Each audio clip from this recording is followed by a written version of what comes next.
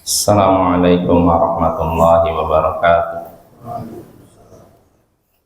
Alhamdulillah, alhamdulillahil aliyyil arfaqi wa jami'il asya'i wal mufarriqi bin ni'amil wasi'atil wazirah wal hikamil bahiratil kathirah. Thumma salatu ma'asalamin daimi ala rasulil qurashil khatami wa alihi wa sahbihil abrar al-haizi maratibil fakhar. Amma ba'd. Ayo ikhwah, azzani wa azzakumullah, saudara-saudara yang semoga dimuliakan oleh Allah.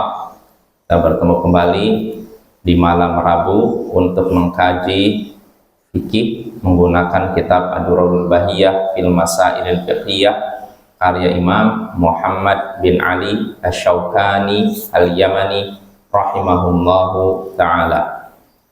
Ya, pada pertemuan sebelumnya kita masih di kitab Syarikah, kitab tentang serikat, perserikatan, persekutuan. Terakhir kita sampai mudharabah. Betul? Ya, jadi kita sampai perkataan Imam Asy-Syaukani, wa tajuzul mudharabatu bihi ma lam tashtamil ala ma la yahil. Boleh melakukan mudharabah selama mudharabah tersebut tidak mengandung perkara yang tidak dihalalkan. Boleh melakukan mudharabah. Mudharabah kalau bahasa Indonesianya sistem bagi hasil gitu. Boleh melakukan mudharabah selama mudharabah tersebut tidak mengandung perkara yang tidak dihalalkan. Perkara yang tidak dihalalkan berarti perkara yang diharamkan. Boleh mudharabah selama mudharabahnya dalam perkara yang halal gitu, bukan perkara yang haram. Dan mudharabah maksudnya ada dua pihak, yang satu pemilik modal, yang satu tidak punya modal. Pemilik modal menyerahkan kepada pihak yang tidak punya modal untuk menjalankan suatu usaha, lalu keuntungannya dibagi dua dengan persentase sesuai kesepakatan. Misalkan pemilik modal memberikan modal kepada A, misalkan A punya modal, punya uang, berikan kepada B, nih kamu jalankan usaha, kalau beruntung, maksudnya kalau untung usaha ini saya 70%, kamu dapat 30%. Nah, ini namanya apa? Mudharabah, ya. Dan mudharabah boleh jenis usahanya ditentukan oleh pemilik modal atau tidak ditentukan, bebas. Kalau tentukan seperti ini, seperti misalkan saya memberikan kepada seorang, saya punya modal ini, saya uang 10 juta, kamu gunakan untuk jual ayam, jual beli ayam. Nanti kalau kau untung, saya dapat 60%, kamu dapat 40%. Nah, ini jenis usahanya sudah ditentukan pemilik modal. Ini boleh, dan begitu juga kalau tidak ditentukan, boleh juga. Saya pun berkata kepada seorang, ini uang 10 juta, terserah kamu mau usaha apa aja, yang penting kalau berhasil saya 60%, kamu dapat 40%. Nah, ini namanya mudharabah. Mudharabah ini diperbolehkan selama usahanya, jenis usahanya halal. Adapun haram ini tidak diperbolehkan. Haram seperti apa? Khamar, minuman keras, atau babi, misalkan. Nih, uang 10 juta, untuk apa nih? Usaha ternak babi. Nah, ini nggak boleh, apa ya? Minuman keras, pengolahan ini, misalnya untuk apa? Bir, nah ini yang nggak boleh. Atau apapun yang sifatnya haram, baik murni 100% haram, atau dugaan kuat mengarah kepada yang haram. Kalau yang murni haram, berarti babi, minuman keras. Tapi kalau yang mengarah kepada yang haram, dugaan kuat akan mengarah kepada yang haram. Dan contohnya apa? Jual beli anggur jual beli anggur kepada orang yang akan mengolahnya untuk apa? Minuman keras. Nah, ini kalau memang tahu ini usaha ini akan dijual kepada orang yang akan mengolahnya untuk menjadi minuman keras, maka ini tidak diperbolehkan. Nah, itu Bapak ya, itu mudharabah, dan sini boleh. Apa dalilnya mudharabah boleh? Imam Asy-Syaukani menyebutkan dalilnya, wa amma kaunuhu tajuzul mudharabah faqad ruwiya an Hakim bin Hizam annahu kana yashtaritu 'ala rajul idza a'tahu malan muqaradatan yudrabu lahu bihi an la yadribu lahu bihi an la taj'ala mali fi kabidin ratbatin wala tahmilhu fi bahrin wala tanzil bihi batna masilin fa in fa'alta syai'an min dzalik faqad dhaminta mali. Adapun bolehnya mudharabah tadi sistem bagi hasil itu berdasarkan riwayat dari Hakim bin Hizam. Hakim bin Hizam adalah seorang sahabat Nabi, ya. Dia Hakim bin Hizam pernah memberikan syarat kepada seseorang jika memberinya harta untuk digunakan mudharabah. Jadi bagi hasil. Dia mensyaratkan kepada seorang ketika memberikan harta untuk sistem bagi hasil, syaratnya apa? Dia berkata, jangan letakkan hartaku di hewan yang memiliki hati yang masih basah. Maksudnya makhluk hidup. Maksudnya jangan gunakan usaha ini untuk usaha peternakan. Karena peternakan hewan kan? Jangan. Dia ngasih syarat, jangan gunakan usaha ini uang saya nih. Kamu untuk usaha apa, tapi jangan untuk peternakan. Wala tahmilhu fi bahrin, dan jangan bawa modalku ini, hartaku ini, uangku ini di lautan. Artinya jangan gunakan untuk apa kira-kira? Apa namanya? Pelayaran ya istilahnya. Apa nelayan? Pelayaran istilahnya? Peternakan kan di darat, kalau di laut apa? Iya, kurang lebih gitulah. Artinya jangan itu, jangan gunakan untuk usaha itu. Bukan berarti haram Bapak ya, boleh. Seorang usaha cari ikan boleh. Maksudnya Hakim di sini minta usahanya jangan model gitu. Jelas Bapak? Boleh kita usaha ternak, boleh. Usaha untuk cari ikan, jual beli ikan, boleh. Cuma Hakim minta jangan gunakan modal ini untuk usaha begitu. Nah, ketika dia mengarahkan begitu bukan berarti usaha itu haram, enggak. Cuma dia ingin memandang usahanya itu, ingin hartanya itu menghasilkan. Dia menduga kalau untuk itu dikhawatirkan apa? Rugi gitu loh. Apa resikonya besar, betul, resikonya besar. Nah, ini jangan letakkan hartaku di makhluk hidup, maksudnya hewan, dan jangan dibawa di lautan, dan jangan diletakkan di lembah yang ini air, yang mudah dilalui air. Maksudnya apa? Ya tempatnya gini Bapak, kan ada beberapa tempat lembah, kalau sekali turun hujan langsung tergerus semua tanaman-tanaman yang ada di situ. Iya, jadi bukan sungai Pak, artinya ada lembah itu kan ini tempat yang udah banjir maksudnya gitu. Iya, dekat pinggir sungai bisa jadi. Iya betul. Pokoknya letaknya itu di bawah gitu, artinya mudah terkena banjir gitu. Nah, jangan gunakan untuk itu. Artinya usahanya jauh dari itu, dari tempat-tempat yang rendah yang mudah terkena aliran air atau banjir. Nah, ini syarat dari siapa? Hakim kepada orang yang diajak sistem bagi hasil. Jangan digunakan untuk usaha peternakan, jangan digunakan untuk perairan, dan jangan digunakan untuk usaha di tempat yang rawan banjir gitu, rawan dilalui air. Fa in fa'alta syai'an min dzalik faqad dhaminta mali. Kalau engkau melakukan salah satu dari itu, sungguh engkau harus bertanggung jawab atas hartaku ini. Artinya apa? Harus ganti rugi. Kalau saya udah ngasih ternyata digunakan untuk peternakan atau untuk tadi usaha di tanah yang rawan banjir, nanti kalau hilang, nah kamu harus ganti rugi. Jelas Bapak ya? Nah, ini menunjukkan Bapak bolehnya mudharabah. Ini kan mudharabah namanya kan? Mudharabah, sistem bagi hasil. Lalu kedua, bolehnya pemilik modal mensyaratkan kepada orang yang akan mengelola harta dengan beberapa syarat tertentu. Pemilik modal boleh memberikan syarat tertentu kepada orang yang akan memutar modal tersebut. seperti tadi, jangan usaha ini, jangan usaha ini, jangan usaha ini. Nah, boleh Bapak ya. Itu yang faedah kedua. Faedah ketiga, jika orang yang mengelola usaha tersebut menyalahi syarat yang diberikan pemilik modal, maka dia wajib ganti rugi kalau terjadi kerugian. Nah, itu. Jadi misalkan ada orang, ya zaman sekarang kayak gitu Bapak, banyak kadang orang-orang yang tidak amanah. Di sini dikasih modal untuk usaha ini, malah gunakan usaha lain.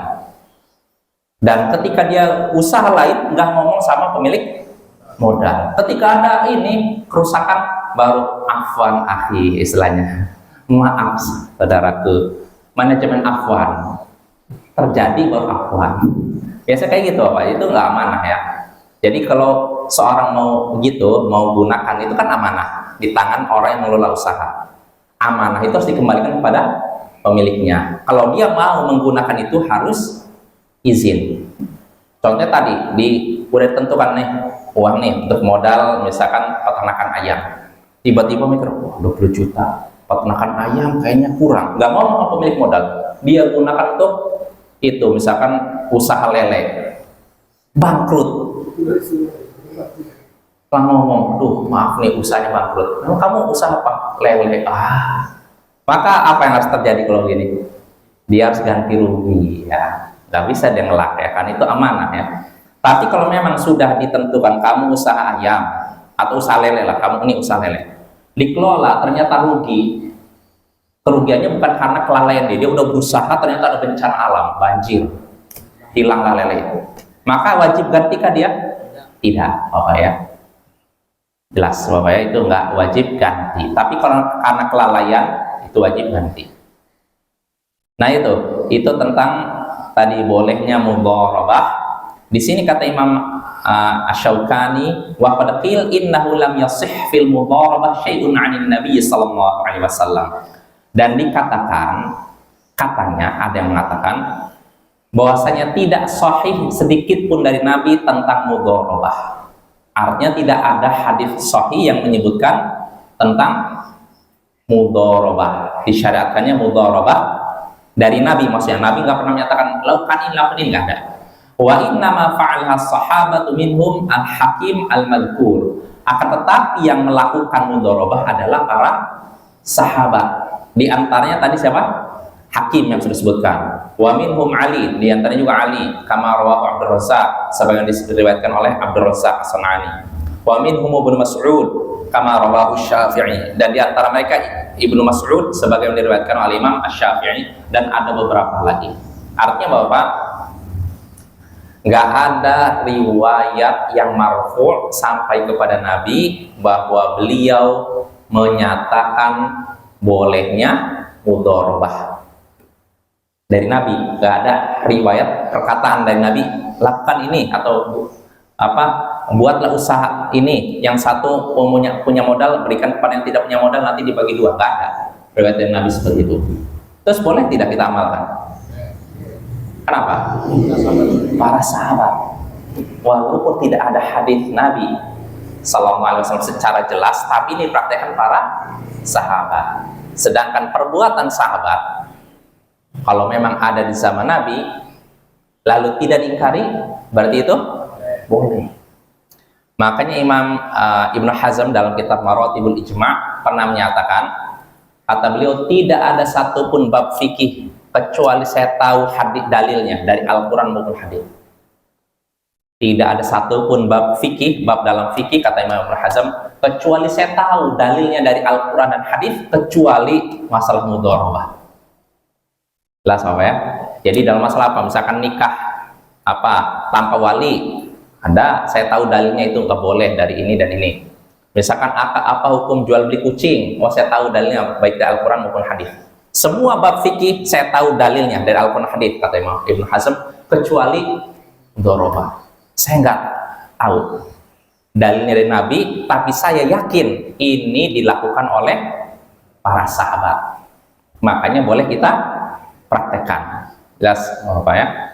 Dan Syekh Albani mengkritisi perkataan Ibnu Hazm atau mengomentari, kalaupun kita tidak tahu Nabi melarangnya, tetap saja hukum asal muamalah boleh. Hukum asal muamalah boleh kan? Dunia itu boleh selama belum ada larangan. Beda dengan masalah agama ibadah. Hukum asalnya tidak boleh dikerjakan, haram sampai ada perintahnya. Nah, sedangkan ini muamalah, berarti hukum asalnya boleh sampai ada larangannya dan tidak ada larangannya.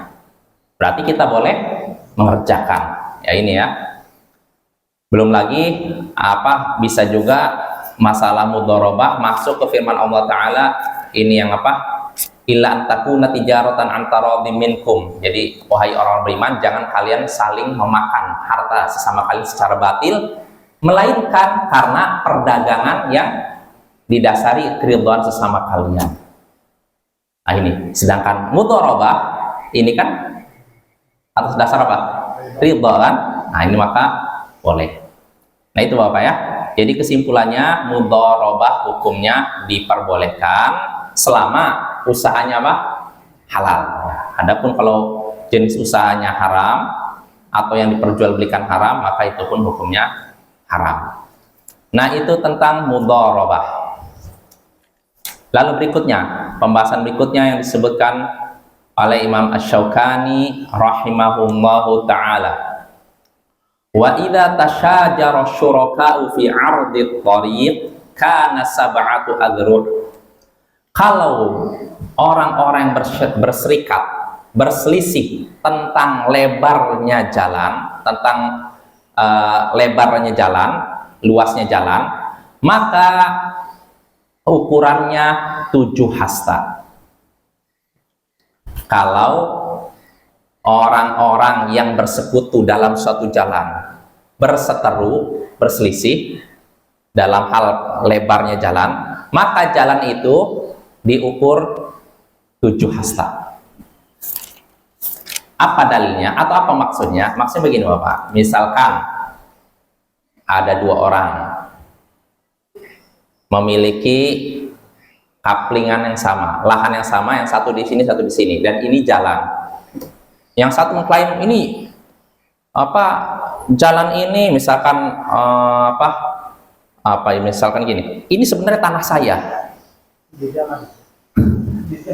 Jadi jalan, yang satu enggak, ini tanah saya. Berselisih. Maka maka solusinya bagaimana? Diukur 7 hasta, itu jadi jalan.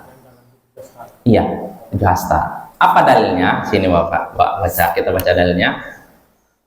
Kata Imam Syaukani di sini, wa amma kaunu idza tasyajara syuraka fi 'ardit thariq kan sabatu adru fali hadits Abi Hurairah fi sahihain. Adapun jika orang yang bersekutu berselisih tentang lebarnya jalan, maka jalannya itu ukurannya 7 hasta. Itu berdasarkan hadis Abu Hurairah dalam Sahih Bukhari Muslim dan selainnya, anna Nabiy sallallahu alaihi wasallam qala, bahwasanya Nabi sallallahu alaihi wasallam bersabda, idza ikhtalaftum fit thariq faj'aluhu sab'ata adru'. Kalau kalian berselisih dalam hal jalan, maka jadikanlah jalan itu 7 hasta. 7 hasta gini Bang. Lihat berapa berarti? Sini setengah meter kan? Berarti 3,5 meter untuk jalan. Nah ini hukum Allah. Iya 3 meter. Nah ini hukum Allah. Jangan sampai ya nanti saya rugi. Ini justru untuk menghentikan apa? Perselisihan Bapak ya. Untuk menghentikan perselisihan ini kalau memang tanahnya itu asalnya bersama. Tapi kalau sudah jelas lain lagi. Jelas Bapak ya. Kalau misalkan yang satu udah jelas tanahnya segitu, yang ini nggak jelas, maka yang jelas lebih didahulukan dibandingkan yang tidak jelas. Ya, apa ada perselisihan masalah jalan? Saya yakin ada ya. Kalau Nabi menyebutkan ini di zaman Nabi, berarti ada kan kemungkinan kan? Zaman Nabi ada, masa di zaman sekarang tidak ada? Sedangkan zaman Nabi rata-rata orangnya soleh kan? Kalau sekarang lebih soleh, sampai nggak ada masalah kayak gini.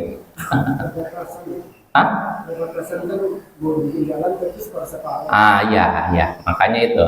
Ini Nabi memberikan seperti ini supaya apa? Supaya tidak terjadi perselisihan, percekcokan antara 2 orang yang berdekatan. Nah jelas Bapak ya. Walaupun mungkin kita belum menemukan, tapi pasti ada yang seperti ini. Nah itu tentang kalau berselisih dalam masalah jalan. Nah, sekarang berikutnya kata Imam Asy-Syaukani, wala yamna'u jarun jarahu an yagriza khasyabatan fi jidari. Seorang tetangga jangan menghalangi tetangganya untuk menancapkan kayu di temboknya. Seorang tetangga jangan melarang tetangganya untuk menancapkan kayu di temboknya. Apa maksudnya? Jadi begini Bapak, misalkan anggap ini rumah, samping rumah juga punya tetangga, ini contohnya lah. Tapi kalau ini sih masih nampak ada ini ya. Anggap tembok lah. Kalau itu kan kawat, tembok. Perbatasannya jelas kan? Nah, saya punya ini, anggap sana tetangga. Maka tidak boleh saya sebagai tetangga samping melarang kalau tetangga ingin menancapkan kayu di tembok.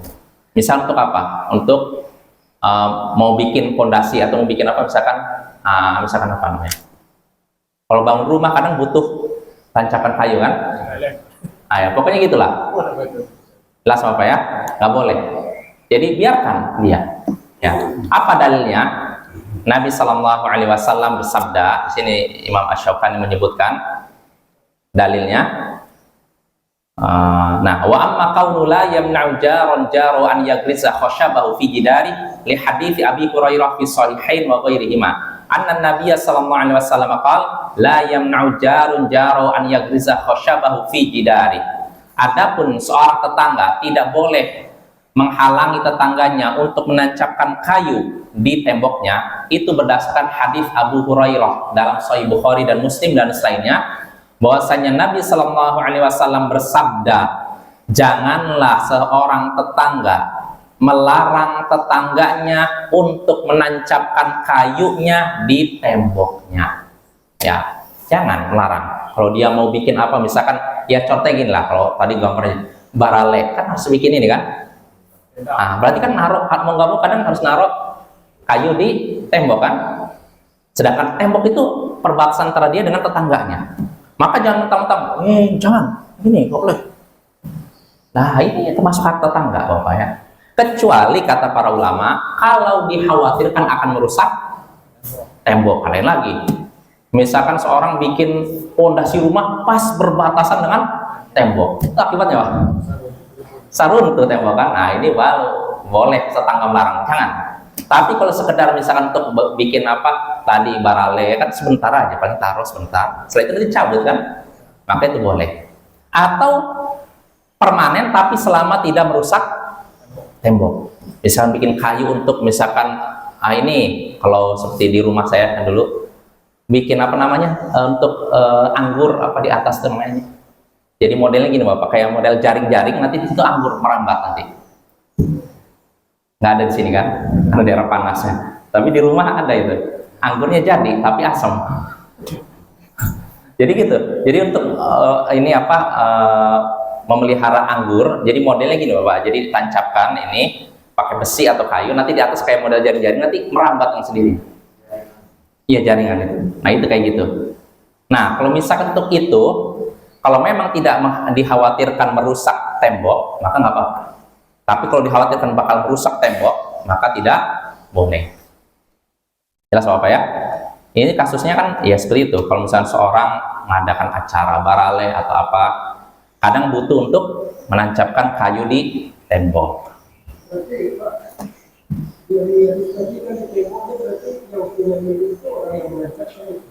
bukan di perbatasan. Jadi kan bandar di pagar kan. Jadi masih dalam milik apanya itu? Milik si tetangga? Bukan, milik dia yang menancapkan. Enggak. Kata para ulama ada dua kemungkinan Bapak. Jadi gini, tadi kan hadisnya seorang tetangga tidak boleh melarang tetangganya untuk menancapkan kayu di temboknya. Nyahnya kembali kemana? Kepada yang ini atau kepada tetangga? Ada dua kemungkinan kata para ulama. Tapi pendapat yang kuat tetangga. Artinya kepada ini apa? Kepada kita misalnya gini, saya punya tetangga, ada tembok. Maka jangan sampai saya melarang tetangga saya untuk menancapkan kayu di tembok saya. tembok saya. Siapa? Kita punya tembok, iya. Tapi dia kan butuh untuk menancapkan itu. Maka jangan kita larang. Kalau misalkan temboknya tembok dia jelas itu ya, itu kan hak dia kan.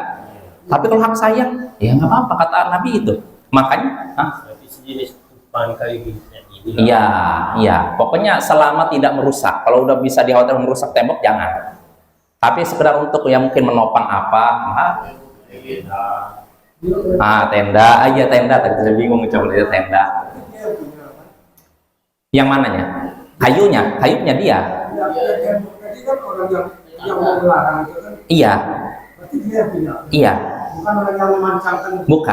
Bukan pendapat yang kuat gitu. Walaupun ada ulama menyatakan maksud temboknya itu tembok tetangga, tapi yang benar tembok ini, orang larang ini.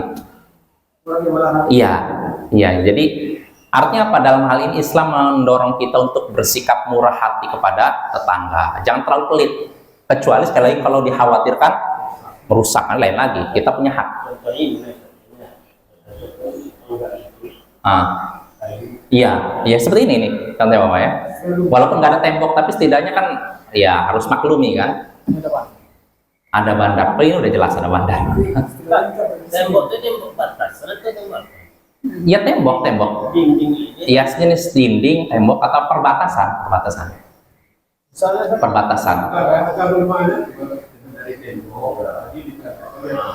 Iya, pokoknya mau tembok rumah atau tembok istilahnya kan rumah kan ada yang bilang tembok keliling gitu kan. Ya sama aja intinya. Bisa jadi Pak, bawahnya kan pagarnya kan jadi dia kan kalau di kota kan banyak bikin pagar. Betul. Dia bikin pagar, nggak bikin cara orang. Dia kan pagar kan benar. Jadi kan di pagar atau jadi kan karena orang ini udah mengembang lagi, tambah lagi apa? Nah, itu yang mungkin bisa jadi itu kan. Kan ada juga orang udah tinggi bangunan ini udah nggak bisa kita lihat. Kan bisa jadi kan. Oh maksudnya dia buat bangunan mepet gitu. Tidak akan dipancarkan dengan apa budaya itu kan dari pilihan. Itu dia punya. Kalau orang yang punya itu udah jelas bisa jadi marah dia kan hak dia.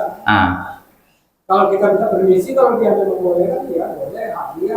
Kalau dia melarang ya hak dia juga. Iya intinya memang Bapak ini masalah ini perlu kita ketahui juga. Ulama beda pendapat tentang hukumnya.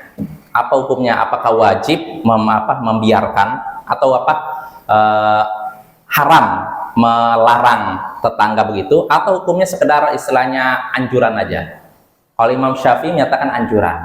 Ya, sebagian ulama menyatakan hukumnya haram melarang tetangga, dan itu pendapat yang kuat. Kenapa kita bisa tahu ini hukumnya haram, Bapak? Melarang tetangga gitu? Karena Abu Hurairah ketika sudah menyampaikan hadis ini, dia berkata, wallahi la armiyan nabiha bain aktafikum mali arakum anha mu'ridin. Jadi setelah menyampaikan hadis ini, Abu Hurairah berkata kepada orang yang dengar, kenapa aku lihat kalian berpaling dari hadis ini, nggak mau mengamalkan hadis ini? Demi Allah akan aku lemparkan ini di pundak-pundak kalian. Dipaksa oleh Abu Hurairah. Ketika itu dia posisinya sebagai gubernur Madinah. Dia menyatakan, kenapa kalian berpaling dari hadis ini? Demi Allah akan aku lempar ini di pundak-pundak kalian. Abu Hurairah maksakan. Nah maka ini dalil yang kuat menunjukkan bahwasannya hukumnya haram melarang itu, atau wajib membiarkan tangga gitu selama tidak merusak. Tapi kalau merusak nggak apa-apa, punya hak kita. Jelas Bapak ya? Jangan. Misalkan mau dibikin permanen dan kelihatan bakal merusak tembok, mungkin bikin retak apa, nggak apa-apa kita larang. Tapi kalau sekedar untuk misalkan tenda tadi kan nggak lama kan, maka biarkan Bapak ya. Itu sama nggak kan? Orang buat rumah, jadi pas habis tanahnya itu kan. Lalu kan cucuran atapnya itu kan jatuh. Itu nggak boleh kalau kayak gitu. Sampai jalan. Tempat anak. Sampai lubung ya. Nggak boleh, kalau itu nggak boleh. Jadi kalau jalan itu masuk ke jalan. Ini atap itu udah sampai ke jalan. Jadi ada bekasnya tuh sekarang. Iya. Cucuran atap. Itu boleh nggak sih? Maksudnya airnya ke tetangga gitu? Iya. Iya nggak boleh, nggak boleh. Ke jalan umum. Jalan umum. Iya, akibat itu rusak jalan. Kalau jalan umum ya tinggal ini aja, tinggal di apa ya? Iya itu jangan rusak lah. Padahal Iya. kalau dipakai apa? kayak di sini kan borong.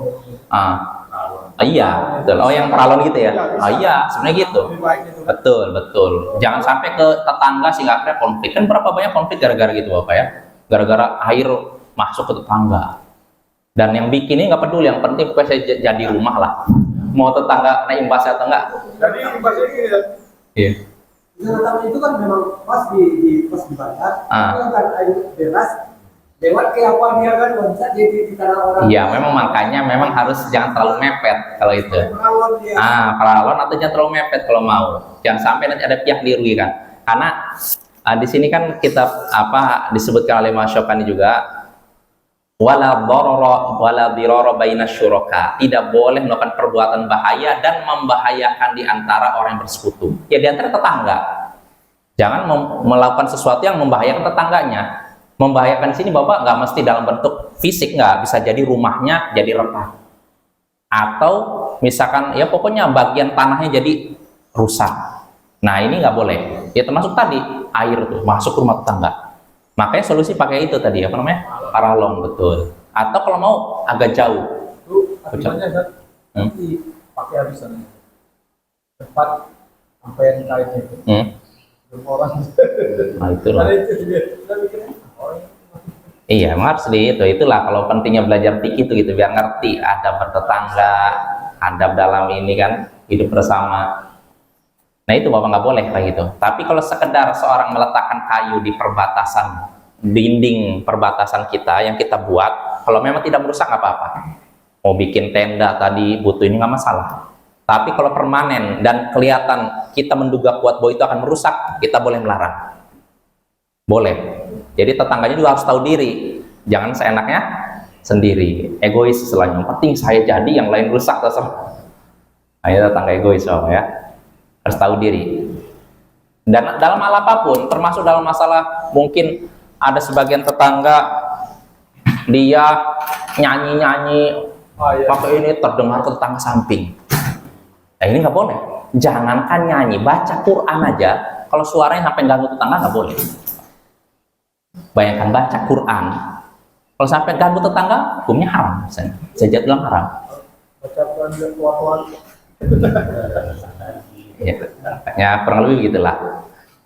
Ya supaya jadi jangan sampai seorang cari pahala malah dapat dosa. Ya itu kalau jelas-jelas amalnya ibadah, maka bagaimana pula kalau cuma nyanyi-nyanyi aja? Nah itu kadang sampai hafal ya. Iya betul. Yang 10 udah nyanyi. Betul. Nggak boleh, apalagi dengan alasan ini sudah jadi tradisi. Tradisi tidak bisa menghalalkan apa yang Allah haramkan. Bisa Bapak?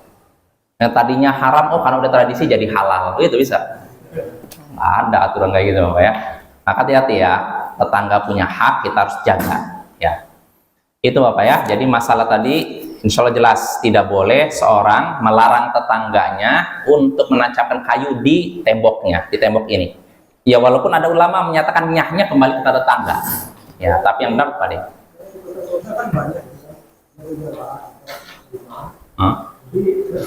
Di tanah di perbatasannya itu kan banyak kan. Banyak kan masalahnya kan. Itu tapi ini dia awalnya itu kayak apa? Tinggi.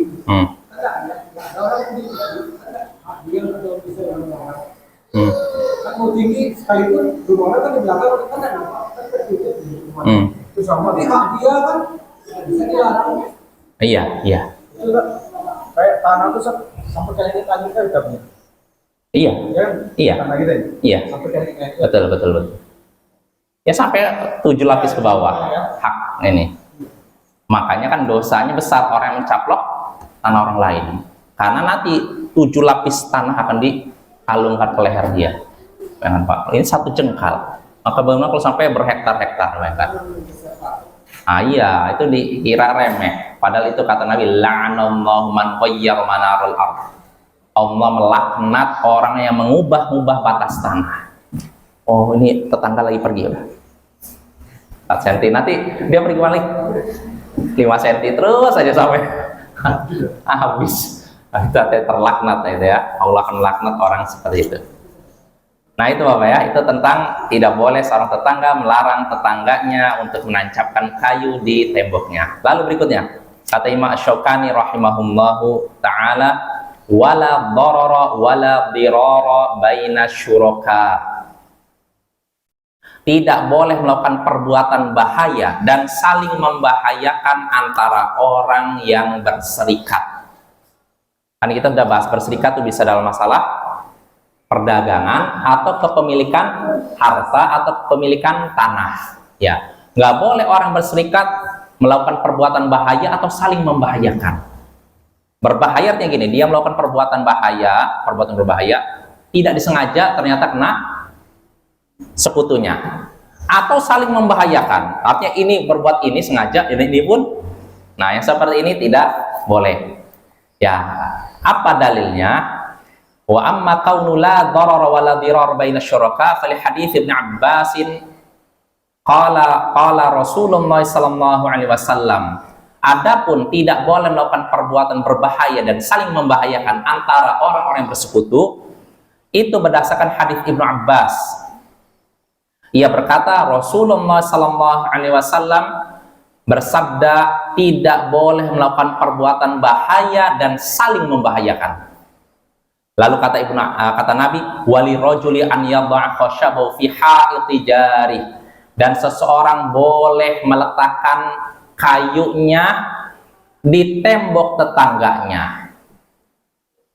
Lihat tuh Bapak, seorang boleh meletakkan kayunya di tembok tetangganya. Tadi kan kasusnya yang ditanyakan kan? Wa idza ikhtalaftum fi thariq faj'alu sab'atu adru'. Nah, ini juga hadis tadi. Kalau kalian berselisih dalam hal jalan, maka jadikan jalan itu 7 hasta.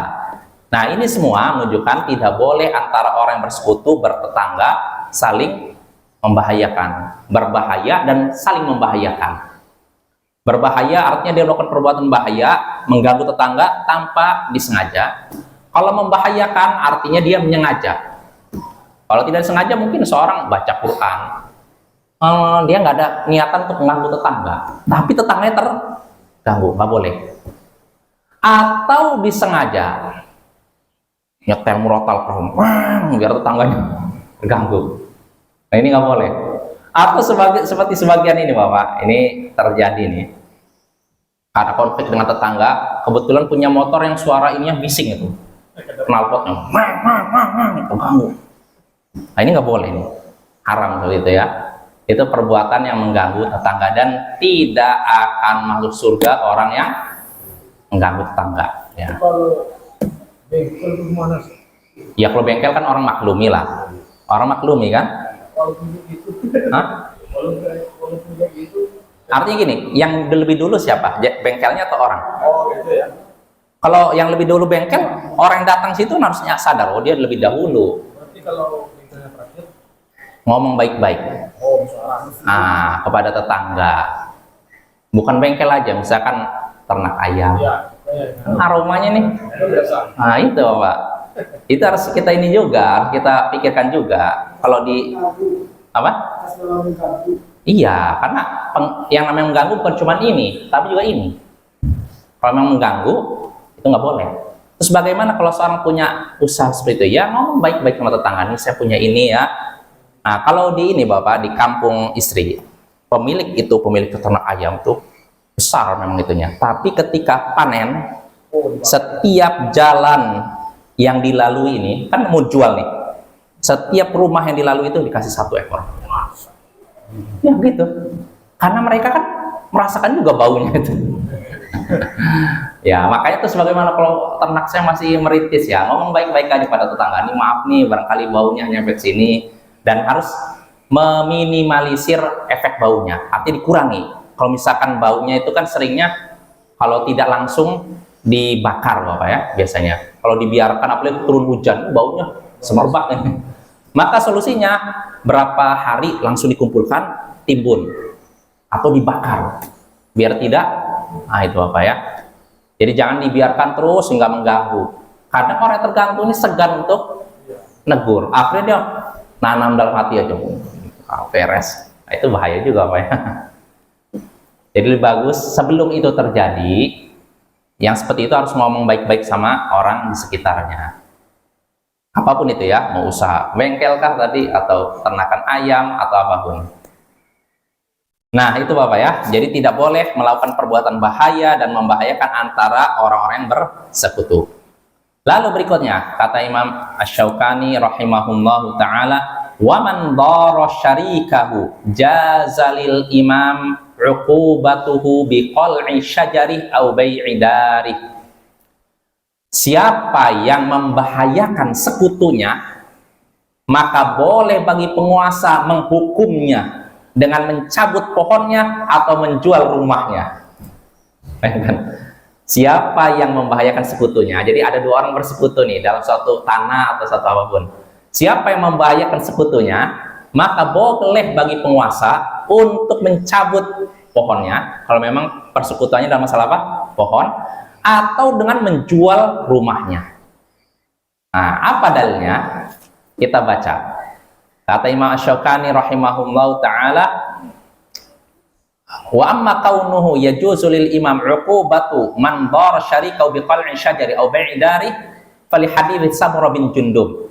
Adapun bolehnya seorang imam, penguasa, menghukum orang yang membahayakan sekutunya, yaitu menghukumnya dengan mencabut pohonnya atau menjual rumahnya, itu berdasarkan hadis Samurah bin Jundub.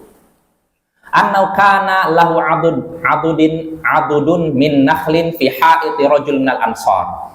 Samurah bin Jundub punya pohon kurma di kebun seorang ansor. Dia punya pohon kurma, batang pohon kurma di sebuah kebun seorang ansor. Saya juga nggak bisa bayangkan, kok bisa ya orang ini tanah orang, tapi dia punya pohon di situ. Gimana kasusnya itu? Atau seperti di sini mungkin ya. Di sini kan katanya orang kalau beli tanah, pohonnya nggak dihitung kan? Nah, bisa jadi kayak gitu mungkin. Bisa jadi kayak gitu. Nah, jadi Samurah ini punya pohon kurma di kebun milik seorang ansor. Dan di sini disebutkan orang itu punya keluarga. Artinya mungkin privasinya terganggu kan? Ada punya istri, di situ ada orang ngurus apa pohon, kan enak juga Bapak ya. Kita misalnya ini di rumah nih, anggap ini rumah saya. Lalu ada orang punya pohon di situ. Saya punya keluarga, kan gak enak kan? Oh ini ada orang masuk, walaupun itu hak dia kan asalnya kan. Tapi kalau mengganggu kita juga rasanya gimana gitu kan? Nah, orang ini punya keluarga, punya istri di situ. Lalu hadis ini lanjutkan. Dan Samurah masuk ke pohon kurmanya itu, sering masuk ke pohon kurmanya itu, sehingga orang ansor tadi merasa terganggu, merasa sempit dia, merasa berat. Fatalaba ilaihi an yunaqilahu. Akhirnya orang ansor ini minta kepada Samurah untuk memindahkan pohon kurmanya. Tolong pindahkan pohon kurma. Fa'aba, tapi Samurah nggak mau. Tuh. Fa'atan Nabiya sallallahu alaihi wasallam fadzakara dzalika lahu. Maka akhirnya orang tadi, pria Ansor tadi mendatangi Nabi sallallahu alaihi wasallam lalu menyebutkan masalahnya. Ini saya punya ini kebun, lalu Samurah ini punya pohon kurma di situ. Saya merasa terganggu, saya punya anak istri ini gimana?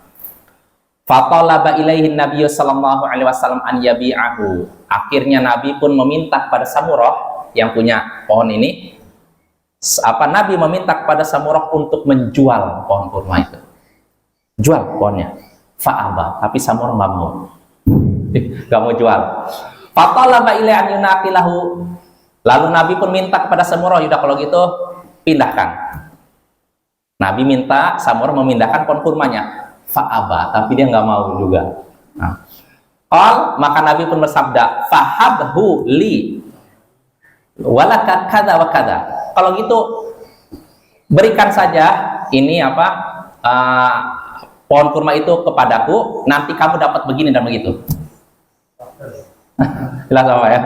Ditawarkan gitu. Amron raqabahu fi. Nabi memberikan perintah untuk mentargib dia, mendorong dia untuk menyerahkan pohon kurma itu. Fa'aba, tapi sekali lagi dia tidak mau, enggan dia. Maka Nabi pun berkata kepada Samurah, anta mudor. Kalau gitu kamu orang yang membahayakan. Jelas apa ya? Faqala Rasulullah sallallahu alaihi wasallam lil ansari, maka Rasulullah sallallahu alaihi wasallam pun berkata kepada pria Ansor tadi yang tadi mengadukan Samurah, idhab faqla nakhlah. Pergilah engkau, cabutlah pohon kurmanya. Lihat tuh. Yang nyuruh siapa ini? Nabi, penguasa tadi itu. Dah, kamu pergi ke sana, cabut pohon kurmanya. Karena dia udah di lobi, minta dijual nggak mau, dipindahkan nggak mau, dibarter nggak mau. Ya sudah, pergi cabut saja, paksa. Nah ini boleh Bapak ya. Masih apa? Masih kecil ya, mungkinan. Atau nggak tahu juga kalau udah besar, karena di iya nggak tahu juga, nggak bisa jadi masih kecil. Tapi saya lihat ini Bapak di Instagram, apa di Facebook, orang Arab itu yang kaya-kaya, kalau mereka pengen pohon kurma di pekarangan rumah mereka, mereka beli langsung pohon dan akarnya. Harganya berapa puluh juta itu. Nah itu Bapak ya, itu sekedar wawasan. Nah artinya Bapak, hadis tadi menunjukkan boleh penguasa, ingat, penguasa apa? Memberikan hukuman kepada orang yang membahayakan sekutunya dengan cara apa? Mencabut pohonnya atau menjual rumahnya. Ya, yang boleh ini adalah penguasa. Makanya kalau ada konflik antara dua orang yang bersekutu, adukan kepada penguasa. Nanti penguasalah yang menyelesaikannya dan tidak boleh main hakim sendiri. Jelas Bapak ya? Dengan ini kita selesai dari pembahasan Kitabus Syarikah. Sallallahu ala nabiyyina Muhammadin wa ala alihi wa sahbihi ajma'in. Wa akhiru da'wana anil hamdulillahi rabbil alamin. Assalamualaikum warahmatullahi wabarakatuh.